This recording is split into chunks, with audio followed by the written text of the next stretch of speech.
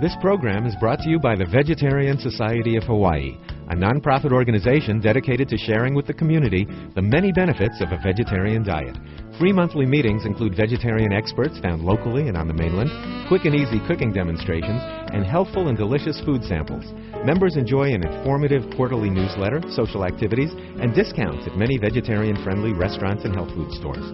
For an application, call 944-8344. That's 944-8344. Or visit our website at www.vsh.org.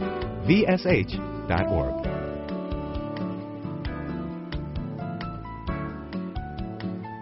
We have some technical difficulties here today. We had another meeting earlier that we think the wires got crossed or whatever, so we're going to do our best and hopefully we can get it resolved probably during the presentation tonight.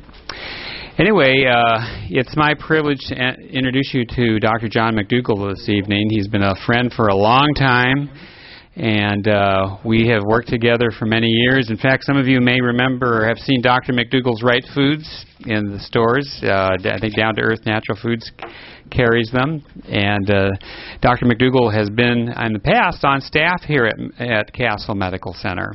Dr. McDougall's been studying and speaking out on nutrition, health, and wellness and preventive medicine now for over 30 years. As I mentioned, formerly was on the medical staff here at Castle Medical Center. A lot of his career started here in Hawaii, working with people he'll probably tell you a little bit about. Since that time, he's left Hawaii and gone to California, started a residential program, still runs the McDougall Program, now located in Santa Rosa in a luxury spa, which is a residential program that can really make big changes in people's lives by getting them on a good, healthy diet and lifestyle. Dr. McDougall is a graduate of Michigan State University College of Human Medicine. He completed his medical residency at the University of Hawaii. He's board certified by the National Board of Internal Medicine and National Board of Medical Examiners, and has written more than 10 books, national best-selling books on health and wellness. How many of you read some of Dr. McDougall's books?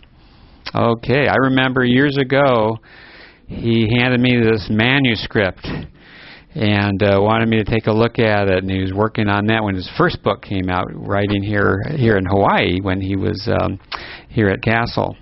And today on the mainland, there's a nationally syndicated program called McDougall M.D., and also he has a McDougall e-newsletter that you can actually have sent to your home, so he'll tell you more about that. So let's give a aloha and welcome to Dr. John McDougall. And we'll try to get this PowerPoint going.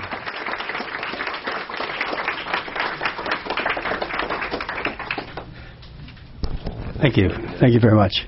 Nice to be here. And, this is home for us. I'd like to introduce my wife, Mary. She's in the back. Mary, just stand up. Mary and I have been together for 34 years, and we started our life here in Hawaii. And I wouldn't be the doctor I am, and Mary wouldn't be the person she is if it wasn't for Hawaii. And some of you know this story, but those of you who don't, we came here in 1972. I took an internship at Queens Medical Center. It wasn't the University of Hawaii then. It was Queens Medical Center, the surfing internship. And I decided that, actually, when we met, the question I gave her is, should we go to UCLA, Harbor Medical Center, where I work 30, 40 hours on and get 8 hours off, and we'll spend a year doing that, or maybe San Francisco General. That's the other place I looked at, and that had that kind of schedule too. I said, or what would you like to do? And we were just getting married at that time. She said, well, I'd like to do something fun.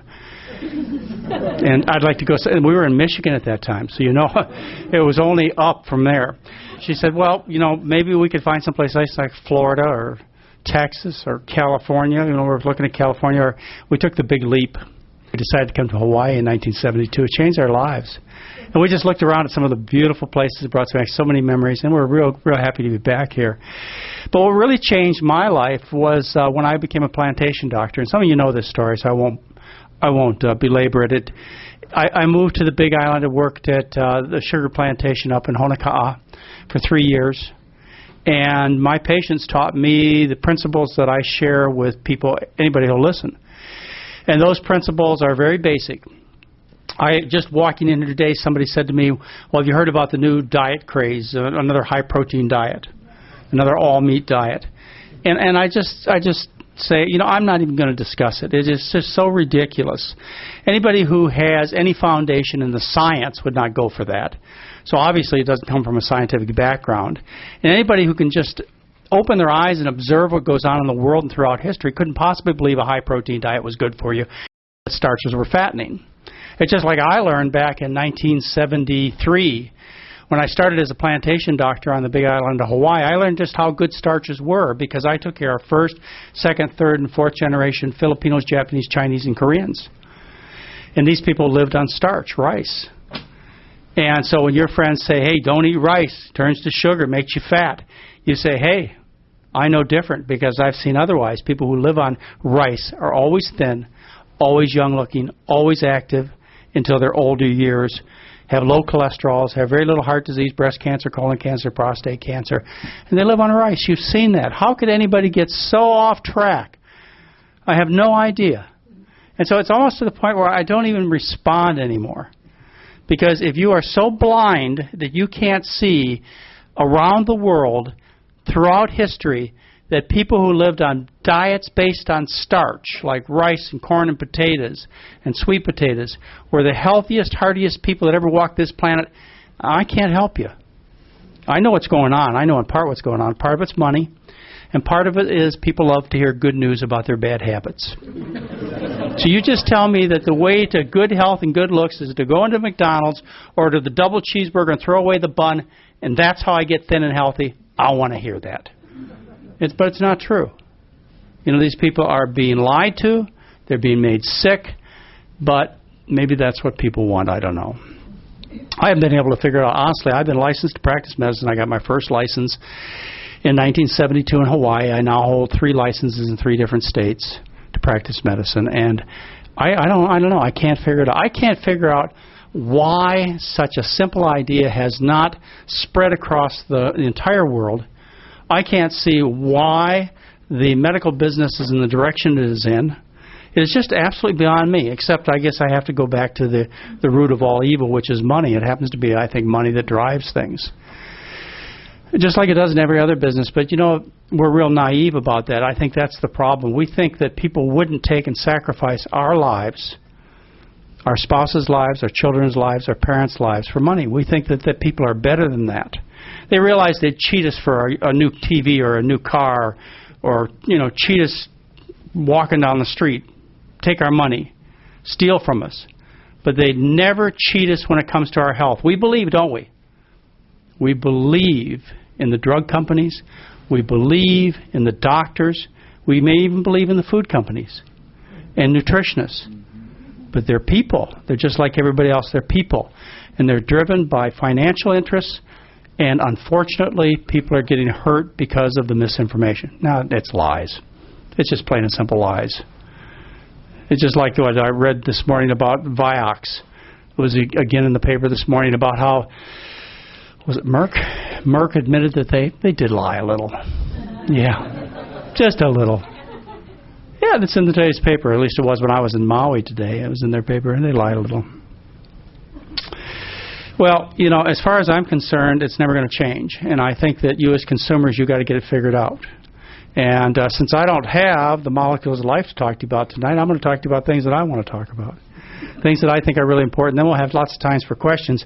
And I'd rather do that anyways. Sometimes you want to watch this presentation I was going to give you tonight? It's on a set of DVDs that we have that are very inexpensive. You can order them from the website. And it's better done than I could do tonight.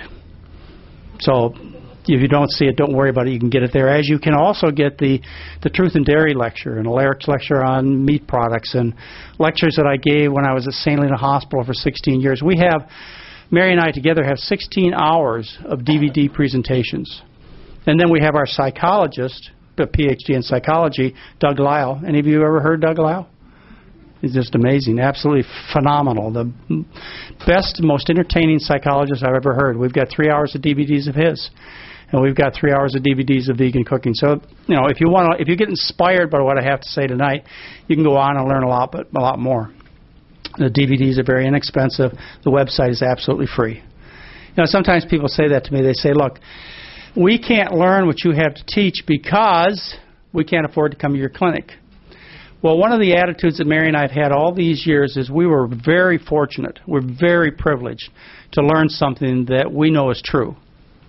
And we've always felt obliged or privileged to share this with people at no cost. And so if any of your friends say, hey, I'd like to learn the McDougall program, but I can't spend $600 on an airplane ticket and $4,000 for the clinic to spend 10 days there, you say you don't have to. It's free. It's on the website. There are 150 recipes. All the instructions are there. There's 4 years of newsletters. There are probably 4 books that are sitting right there for them to read. It's all free. Yes. The website is drmcdougall.com, which is drmcdougall. So that's drmcdougall.com. Anyway, that's enough said about those kinds of things. I'm a medical doctor. I'm an internist. And some people think about me as a holistic or an alternative medicine doctor. I am not. I promise you I am not. I'm just a regular doctor. I'm just a conservative doctor. I'm just a family doctor, a general doctor. I don't like to be thought of as holistic or alternative. The thing that I do differently than I was trained is I don't treat dietary diseases with drugs.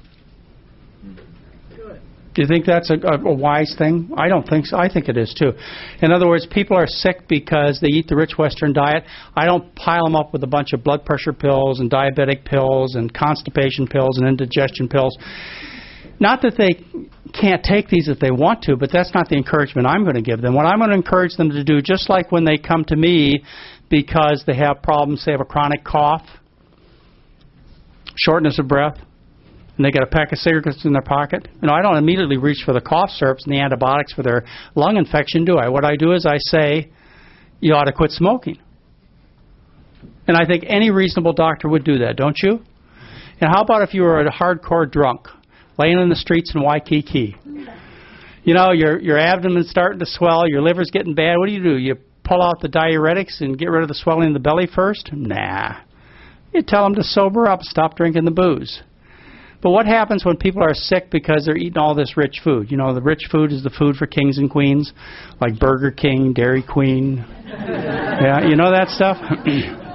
What happens when they're, and it's terrible. You look, Hawaii is just such a wonderful place to see this because you still see the older first generation Japanese, Chinese, Koreans. It's almost gone. Maybe they're all gone now. But you remember them, right? Who lived on rice and vegetables, how thin and healthy they were. And then you see, at least those of you who've been around here as long as I have, you see the change in the population, how there's just so many fat and sick people because of the access to the rich food, the food that I call the food for aristocrats. So what do we do when we see people being poisoned by rich food? By, ice cream cones and steaks and cakes and things like that and cheese sandwiches. And what do? Well, we give them something for their indigestion. We give them something to get their bowels moving, a laxative. We lower their blood pressure with blood pressure pills because it's so high because the circulation's all clogged up from all that gunk in their arteries. We give them something to lower their cholesterol, like Lipitor. We give them something to lower their triglycerides. We give them something to lower their blood sugar. In fact, we have multiple pills to do these things. And the problem is, if you're a doctor or a scientist or a researcher, or you just look at the newspaper, what you find is the benefits of this kind of therapy are almost none. That's the sad thing. You look at the benefits from cholesterol-lowering medication, not much. Just in maybe very sick people with very bad artery disease. The benefits from diabetic pills, we've been talking about this for as long as I've been in medicine, which has been almost 40 years. The benefits from diabetic pills for type 2 diabetics, they do almost nothing to help these people. And many of these medications, they kill the patients. Yeah, but that's what any doctor who reads the literature knows. They know these kinds of things. And the simple solution to the problem would be, instead of putting people on pills that don't work, maybe it'd be okay if they worked, but they don't. Instead of putting people on pills that don't work, what we should do is the same thing we do with cigarette smokers and alcoholics and so on, right? We should take and remove the cause of the problem. And you all know what the cause of the problem is. It's from eating all that rich food. But how often is that done? Almost never, except in a place like this. Except with the people like John Westerdahl and his staff. They're people who are trying to honestly get folks to change their diet and lifestyle. And what happens, what do you think? When you stop eating all that cholesterol, what happens to your blood cholesterol? goes down. We've known that for 100 years. What happens when you switch to a healthy diet with lots of rice and vegetables and so on? You look like Japanese and Korean and Chinese people. You look skinny. You know? What happens to your blood sugar? It plummets if you're a type 2 diabetic. And your bowels, oh, you know what a high-fiber diet does for those.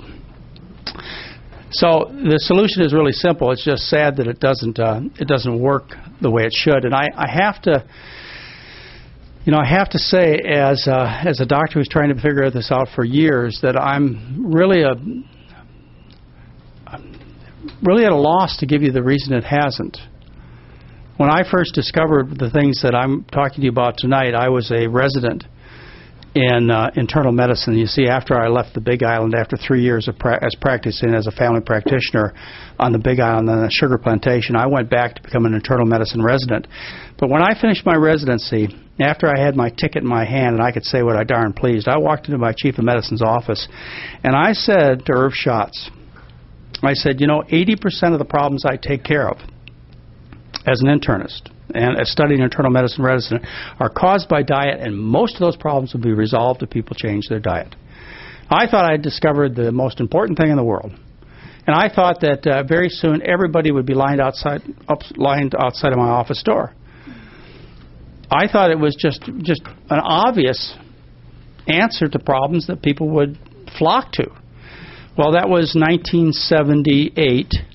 And now it's 2006, so what is that, almost 30 years later. And there's nobody outside my door. Well, that's not entirely true, but they certainly aren't lined up all the way to the Golden Gate Bridge like they ought to be. It's a tough sell. It's one of the toughest sells there is. So why don't people do it? Well, I think the biggest problem is because nobody asks them to do it. Most of the doctors, and I have to tell you, there are some exceptions, and I know the ones in this room are those kinds of exceptions because they wouldn't be here otherwise, but most of the doctors don't ask their patients to seriously change their diet or their lifestyle in general. They just don't ask.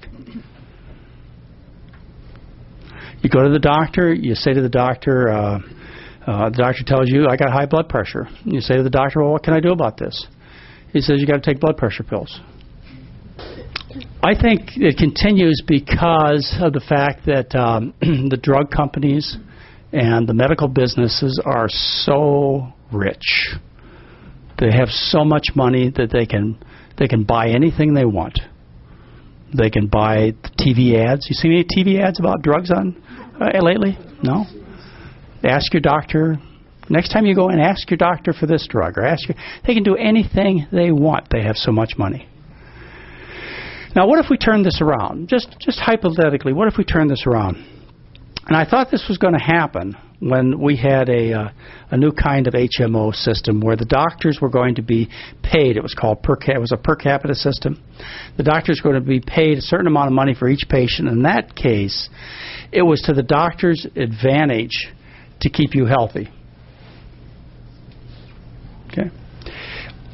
What if we were in a situation where this would have continued, this per capita system, this would have continued, and we really had a system today where, say we have 150 people in this room, and I'm an internist, and say 150 people in this room, say I was given, maybe $100 a month for each of you.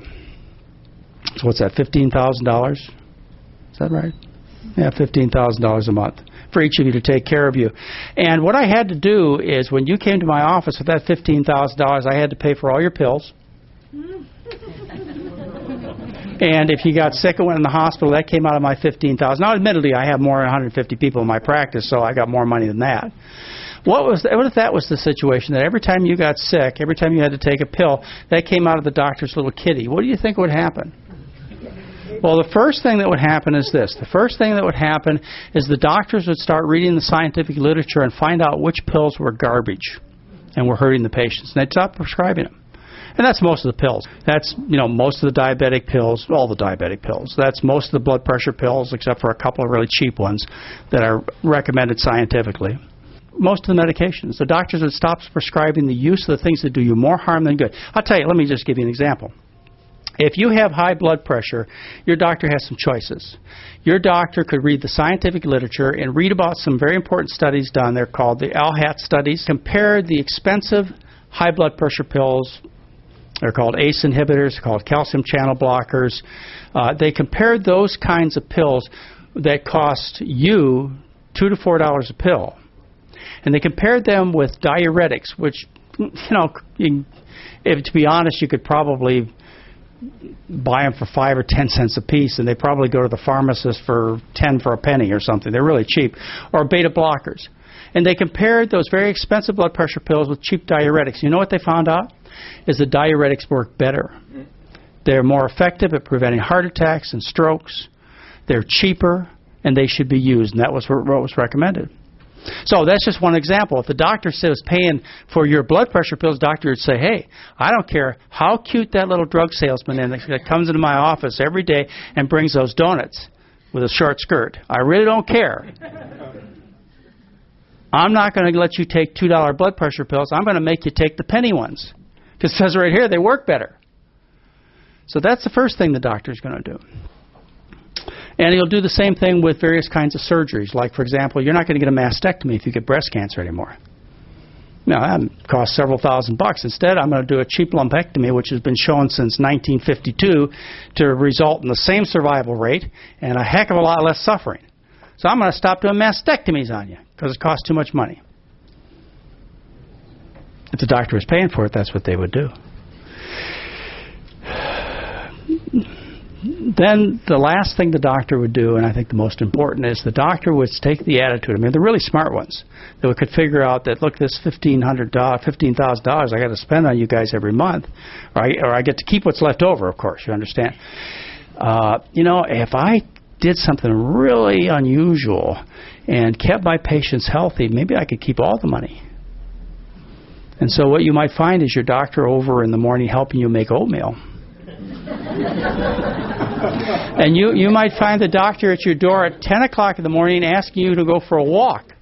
Come on, George, let's go for a walk. We've got to get that blood pressure down. You're costing me a lot of money. Yeah.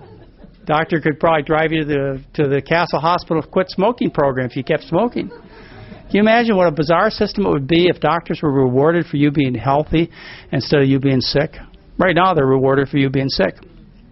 Starting at Loma Linda University, they've got something called the American College of Lifestyle Medicine, where young doctors will be trained in lifestyle medicine as opposed to being trained in drug therapy. Isn't that exciting?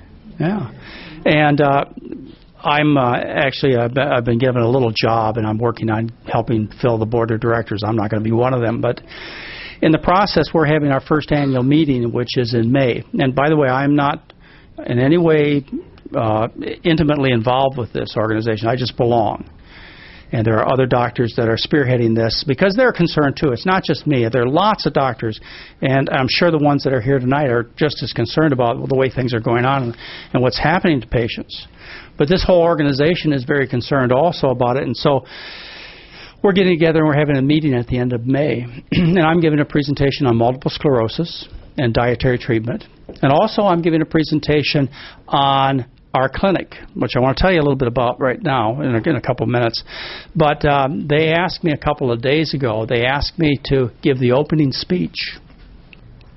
I'm just starting to think about how I'm going to put it together. I'm going to start talking to these people about lifestyle medicine. I thought I'd start out with the first slide and tell them that lifestyle medicine has been practiced for thousands of years. In fact, I'll probably start out with the slide of a reference from the Bible, from Daniel, where he was practicing lifestyle medicine 2,600 years ago, wasn't he?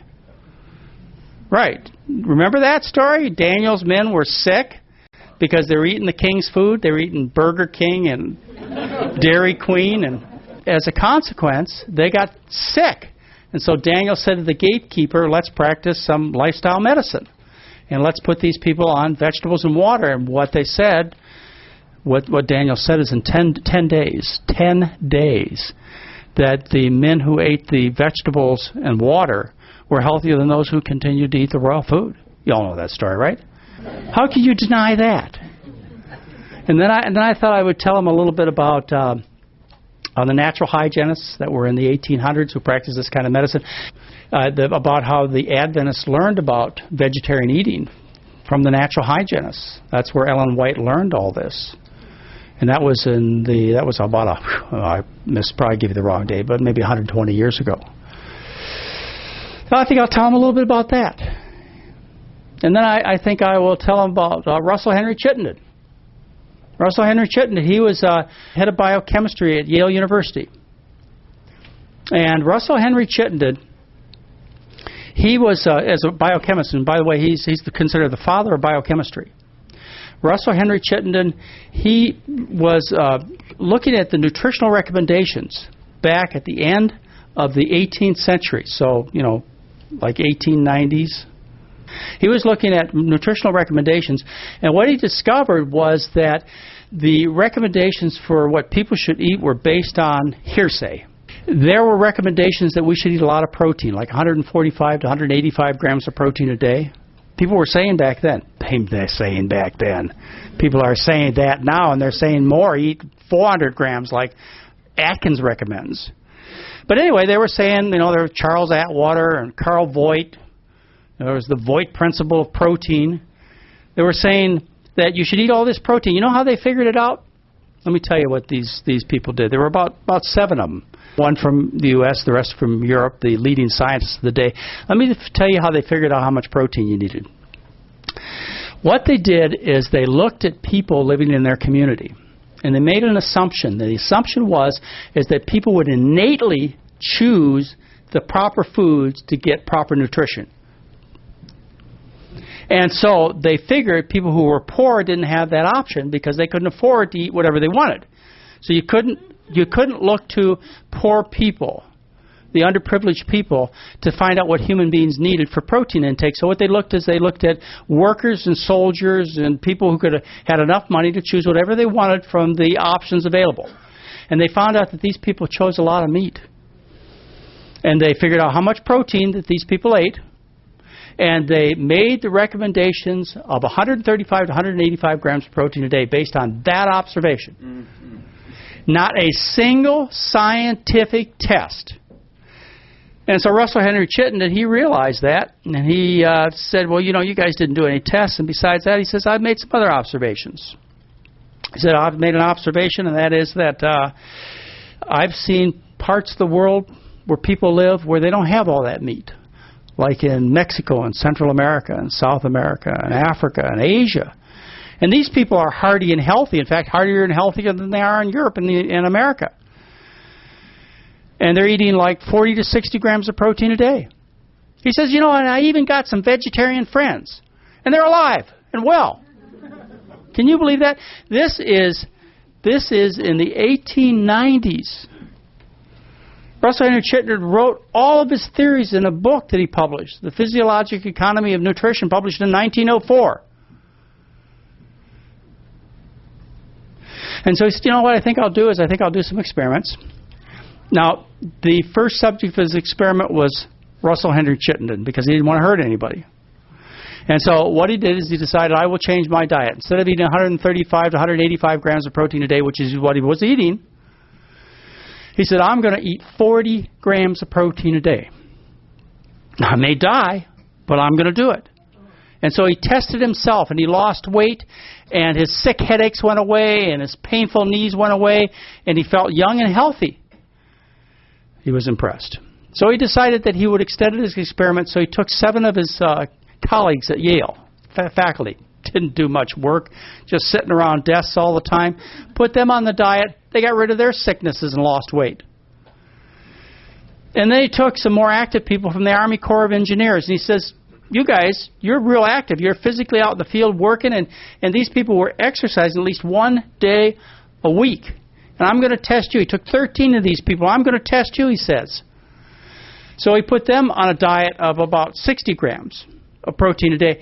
And they all got healthier. They got rid of their aches and pains and their belly aches and their constipation and their headaches, and they lost weight, and they thrived. And he said, I'm going to do the ultimate test. He says, I'm going to take Olympic class. I don't know what they called them. They're Olympic class Yale athletes. And he put them on the diet, and they improved their performance by 35%. That was published in 1904. And he did scientific research. He did dietary histories. He checked their urine. He did whatever tests were available at that time to determine these people's health and needs. Real tests, real science. Well, I think I'm going to tell my American College of Lifestyle Medicine colleagues about that kind of lifestyle medicine. Over 100 years ago, we knew the things that John Westerdahl and his staff and I are trying to teach people. 100 years ago. I might tell them about Hinsworth and Shirley Sweeney, who did their work in the 1920s, where they found out that diabetics, type 2 diabetics, were made diabetic because of the fat they ate. They fed subjects, experimental subjects, they fed them fatty diets, and these were actually young, healthy medical students they tested on, and these young, healthy medical students, after a few days on a fatty diet, all became diabetic. I might tell them about that. Hinsworth knew that. In the 1920s, he published it. Carbohydrate makes the body function better. I might tell them about Brunzell and Hinsworth and Shirley Sweeney. I might tell them, Shirley's a guy. Shirley Sweeney. I might tell them about those guys in this talk I'm going to give. Don't you think they need to know that? That is an opening speech. I think I will. And then I'm going to tell them about Walter Kempner. You all know about Walter Kempner, right? The rice diet from Duke University. It's the most famous thing there is about Duke University. It is the only... It is the only thing that only doctor and diet I learned about in my entire medical school career was Walter Kempner. Walter Kempner is a German. He came to Duke University in 1939. Came to Duke University to run their internal medicine department. And he brought with him some really radical ideas. And that idea is that if you took people who were sick because they're eating all this rich food, and you put them on a diet like Japanese, Chinese, Korean, Filipino, first-generation plantation workers eat, that they get healthy. And so he started the Kempner diet in 1939. And he took people with severe high blood pressure, nothing like you guys have. You guys got nothing. Nothing. I don't care how many pills you're on. You got nothing compared to what Walter Kempner treated. I mean, his blood pressure patients were 240 over 160. He took people with severe high blood pressure and he put them on a diet of rice and fruit. And he got 60% of them to have a normal blood pressure. He published that before 1953. Yeah. He took people with congestive heart failure and swollen hearts, and he reversed their heart sizes to normal in half the cases. He took people with abnormal EKGs and put them on this diet and reversed the EKG changes in half the people. He showed, along with Van Eck, who was one of the other doctors in those times, that you could take people with diabetic retinopathy. They have exudates, they have hemorrhages, they have diabetic retinopathy. He could take and he could reverse aspects of that diabetic retinopathy with the rice diet. That was published in the early 1950s. I think my colleagues ought to know that, don't you? Yeah, that's Walter Kempner. And all this stuff was published before I was 6 years old. I might tell them about James Anderson. He was at the University of Kentucky, still is. He's the head of endocrinology there. And he did a bunch of work early on with diabetics. He took type 2 diabetics and he published in the scientific literature that you could get 75% of type 2 diabetics off all their medication. That means insulin, all their medication, diabetic pills, well, probably close to 100% off their diabetic pills. He published that in scientific literature in the 80s by changing to a diet high in carbohydrate, low in fat. Not quite as high in carbohydrate as we recommend now, which is even more effective. But he published that. I might tell him about James Anderson. And then I think I'll probably tell them about Nathan Pritikin. Anybody heard of Nathan Pritikin? Yeah. You know, we were driving by our house just today, our old house over here in Montewilly, where Mary and I we had two little children. They were 1 and 2 years old now, and they're 30 and 31 now. We were driving by the house, and one of the things I thought about as we drove past that house today, Mary, I didn't share this with you, is when we drove past the fence, I remember taking Nathan Pritikin out there and showing him this pineapple we had grown in our backyard. And, I mean, he was one of my heroes, Nathan Pritikin was. He was an engineer, not a doctor. He taught people about the importance of a high-carbohydrate diet and how potatoes had been maligned and how you can get people healthy. And he really made an impression. He's been all but forgotten. Only if you're older would you remember who Nathan Pritikin is. But we had him to our house. We had him to our house over here in Montewilly. He came over for dinner at our house. What an honor it was for Mary and I. And Mary served him a a wonderful dinner. He enjoyed it tremendously. And we took him, by the way, he came back on another visit, but this was a couple of years later, and we belonged to the Kailua Yacht Club at that time. And we took him to the Kailua Yacht Club for one of our monthly meetings. Did anybody of you go to our monthly meetings? Okay, we had monthly meetings. When I was practicing here in Kailua, we had monthly meetings. And they were potluck dinners. Well, we had these monthly potluck dinners, and the reason we did it is so we could see our patients. Because I had a problem as a practicing doctor here in Kailua. I didn't keep my patients very long. A couple of things happened. One is people would come to see me because I was on the radio, I was on TV, I was in the newspaper, magazines all the time.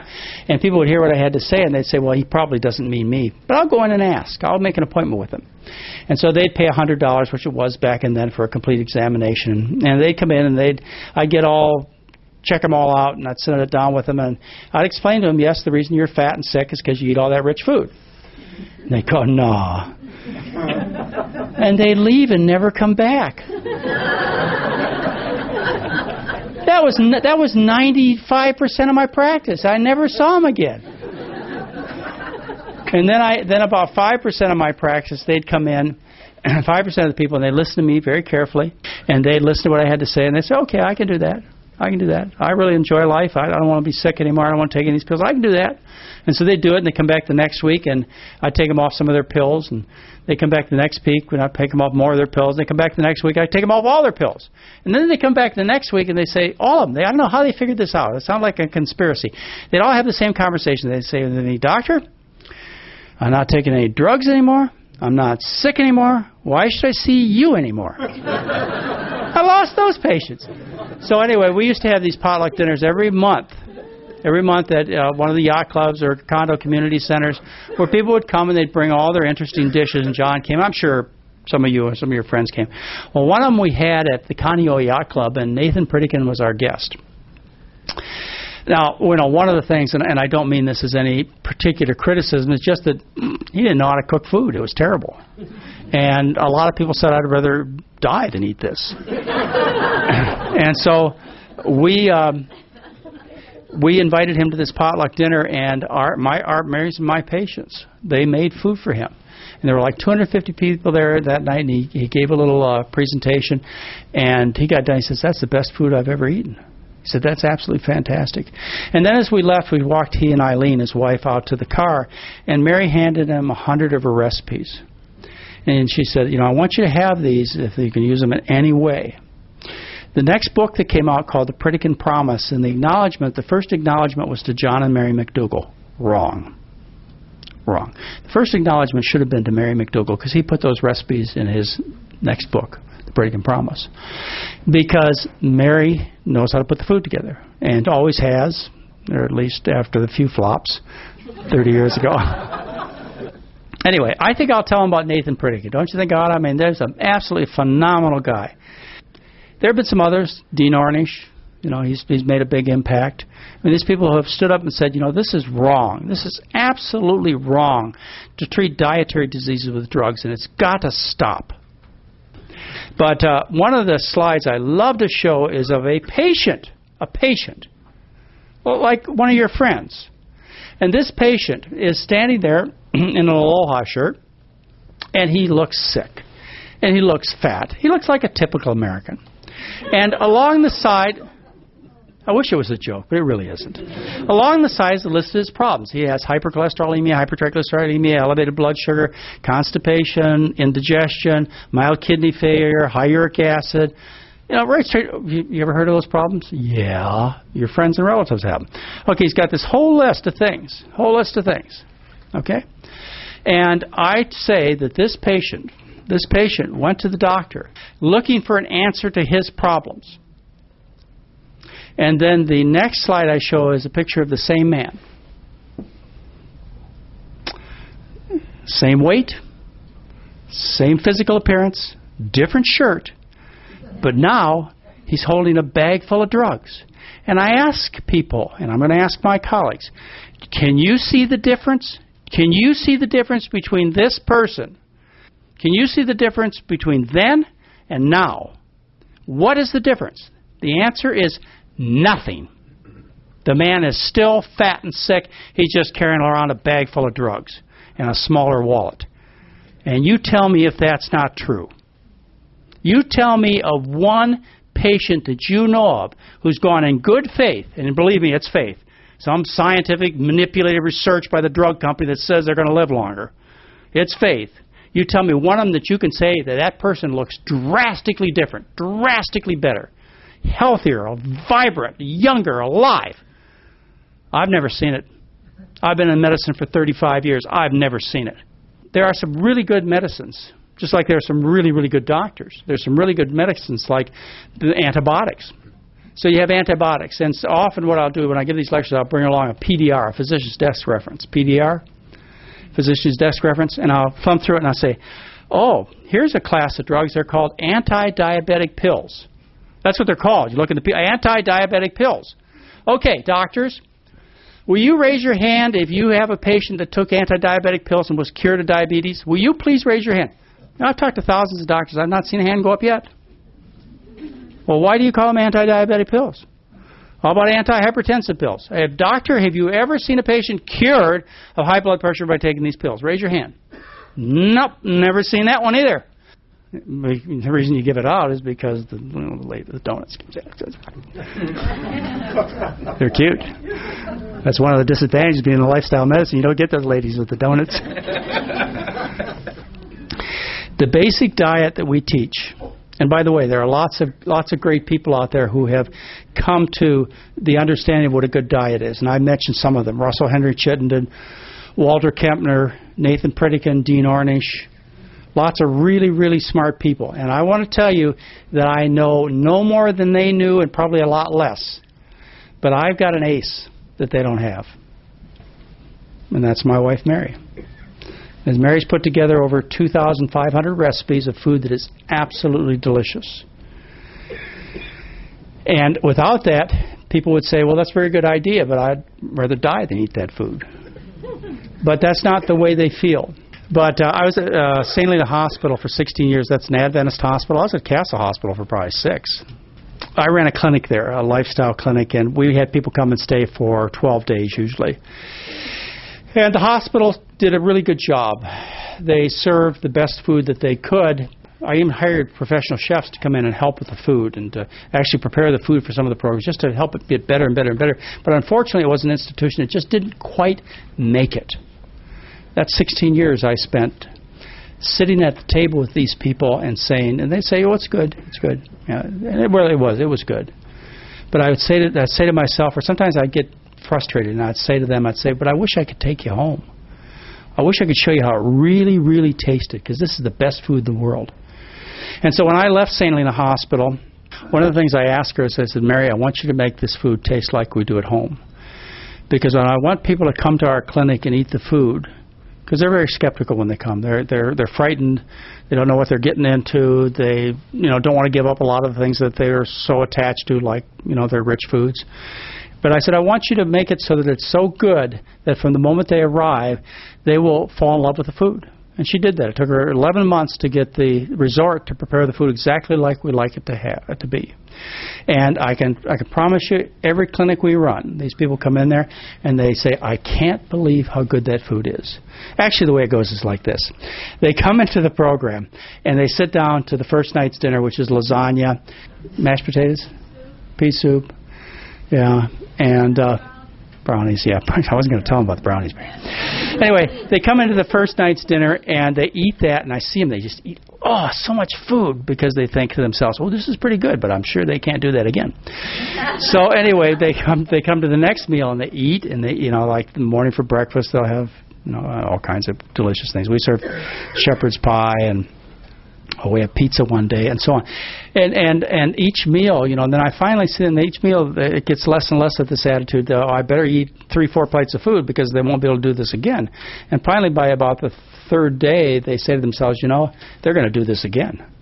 This is the best food I ever had. And that's the way it should be, because this is the best food you'll ever eat. If you don't know it already, and this is the best food there is. This has more color, flavor, texture, and aroma than any other meal plan you could possibly design.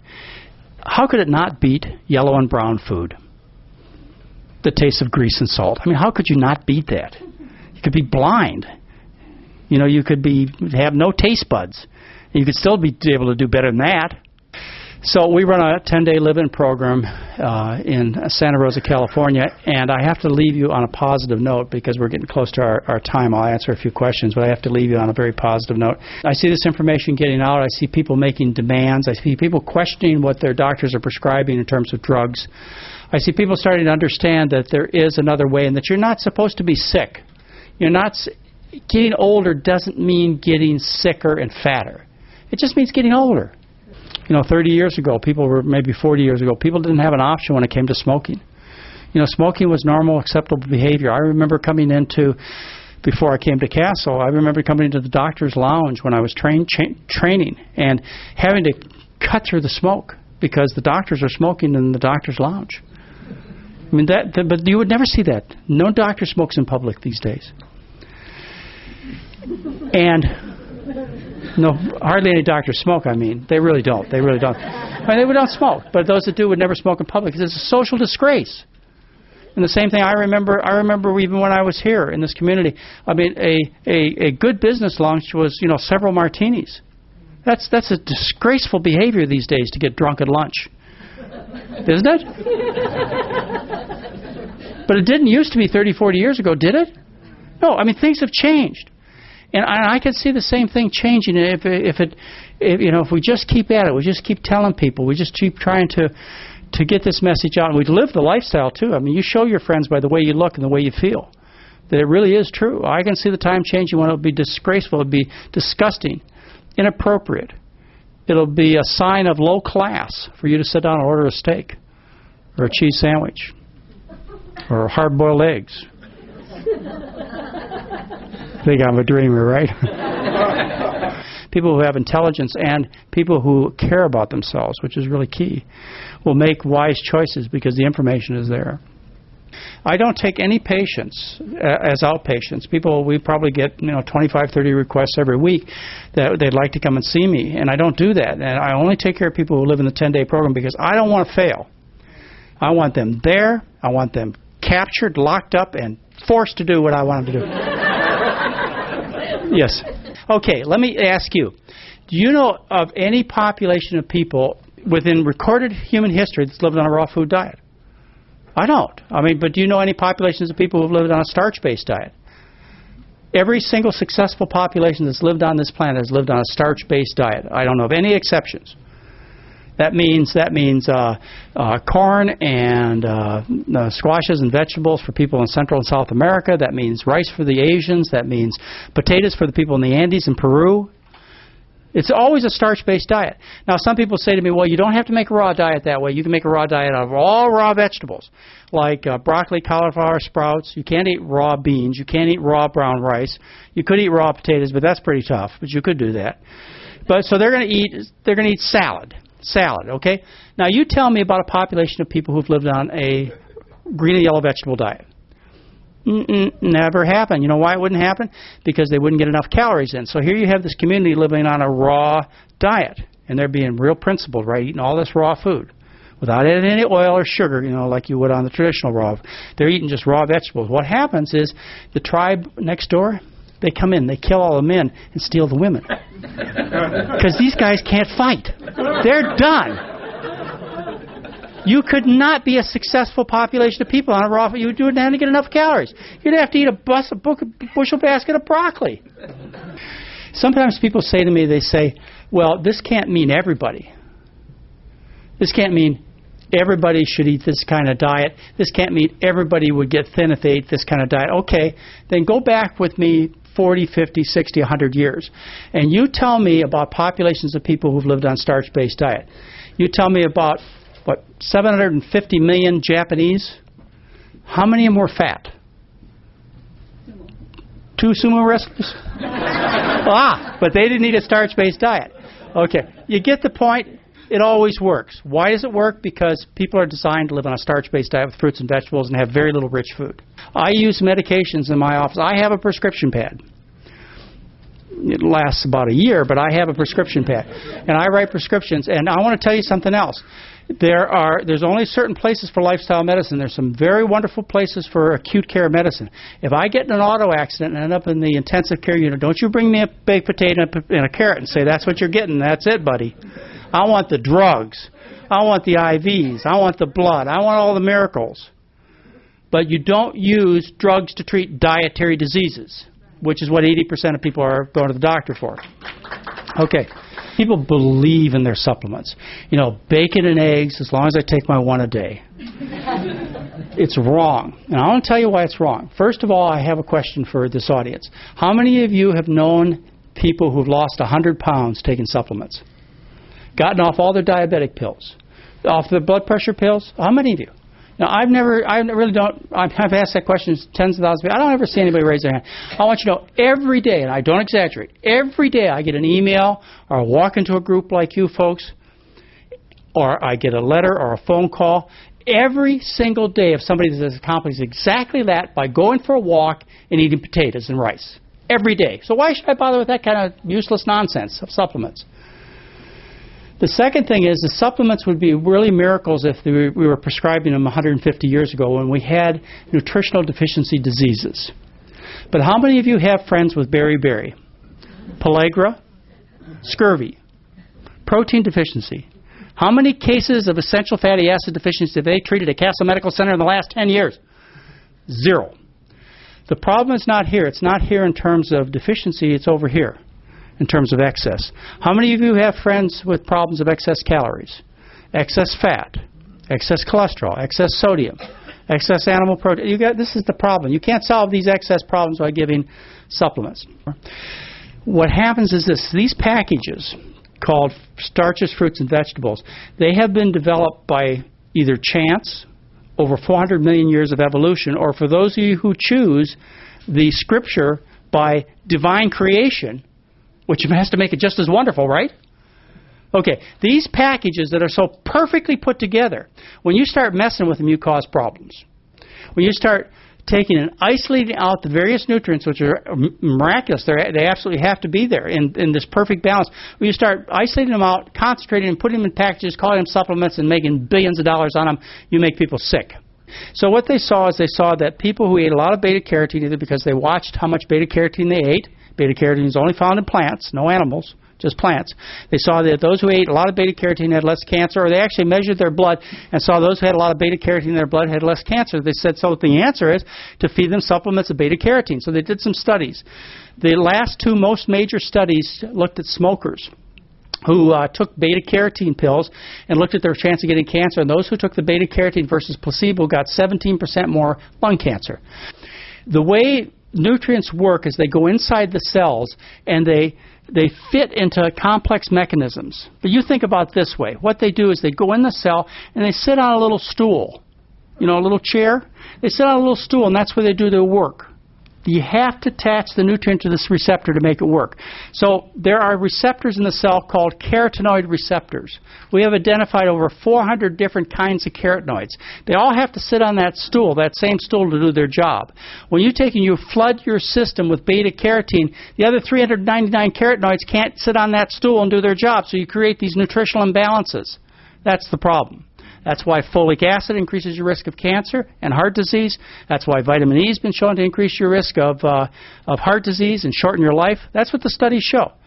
Now, it's not popular because there's a bucket of money to be made off of these, and people like to hear good news about their bad habits. I can still eat my hot dogs as long as I take my vitamin E and my vitamin C. It's not true. How about organic milk and butter? Well, this is why I started out with the basic problem. Cow's milk is designed for baby cows. You just can't take something that has 4 times the concentration of nutrients in it that is necessary and expect it to do anything but harm to your child. And when they were feeding cow's milk as formula for orphan children, babies, in the 1800s, it was a virtual death sentence. The kids would die because of a solute-induced diuresis. It was so high in protein, the kids would lose all their fluid, and they become dehydrated and die. It was a death sentence to feed cow's milk to little tiny babies. And then in the 20s, they figured out how to solve the problem. And that is you dilute the protein down with sugar. And after I got my 3 weeks of breast milk, my diet was carnation evaporated milk and Karo syrup. Yes? Yes? Okay. Because you'd kill me. I'd died if my mother wouldn't have diluted the protein down with sugar. It's the wrong food.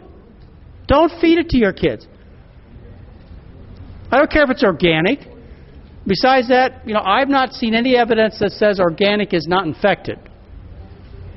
I've not. You might be able to provide it for me, but I've not seen that evidence. There are certified herds, certainly in Europe, that are certified free of infection. I don't know about here. I really don't know. I don't really care. I don't care how clean you think it is. It's not intended for people. Let's just stop for a minute. You get confused. I know there are a few people here who are dragged here kicking and screaming by your well-meaning relatives and friends. You get confused about what kind of diet you should follow. Should you eat the all-meat Atkins diet? Should you eat the handful of meat zone diet? Or whatever other nonsense high-protein, meat-based diet comes out? You say, well, I know I shouldn't eat a high-carbohydrate diet because carbohydrates turn to sugar and make people fat. And that's why there are 1.7 billion fat Asians living on rice, right? I think it's okay to eat traditional soy products like tofu and tempeh and miso and soy milk. These are made by simple processes like grinding, filtering, and fermentation. What I'm really concerned about, and I absolutely know is a serious health hazard, is to eat these fake meats and fake cheeses. These are a serious health hazard. They cause more calcium loss than does meat, or as much as meat, and more than milk protein does. They cause IGF-1 levels to rise twice as high as dairy. I'm talking about Boca burgers and Morningstar sausages and high-protein candy bars and shakes. This stuff is a serious health hazard. And the research is in my April 2005 newsletter. So don't confuse that. Traditional soy foods, 2 ounces a day like the typical Asian does, no problem. Not a particular benefit, not a particular harm. It's just a food. But you get into this fake stuff and you're dealing with serious health hazards. Get away from it. Cliff bars, Cliff Builder bars. God, I could go on for hours. I've ruined your whole night. Yes, ma'am, in the back. How many of you have seen people with protein deficiency?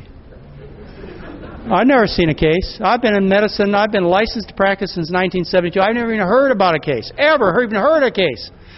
Likewise, there's all the calcium you need. There's enough calcium. We went to the zoo today, the Honolulu Zoo, and one of the things I pointed out to Jason, who, by the way, has never had cow's milk or animal products as far as I know. We went to the zoo today, and I walked Jason around, and I said, look at that big hippo. That's vegetarian. Look at that cow. Look at that big elephant. That's vegetarian.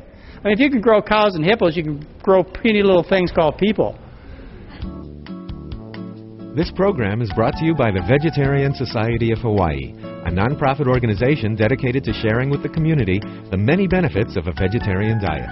Free monthly meetings include vegetarian experts found locally and on the mainland, quick and easy cooking demonstrations, and healthful and delicious food samples.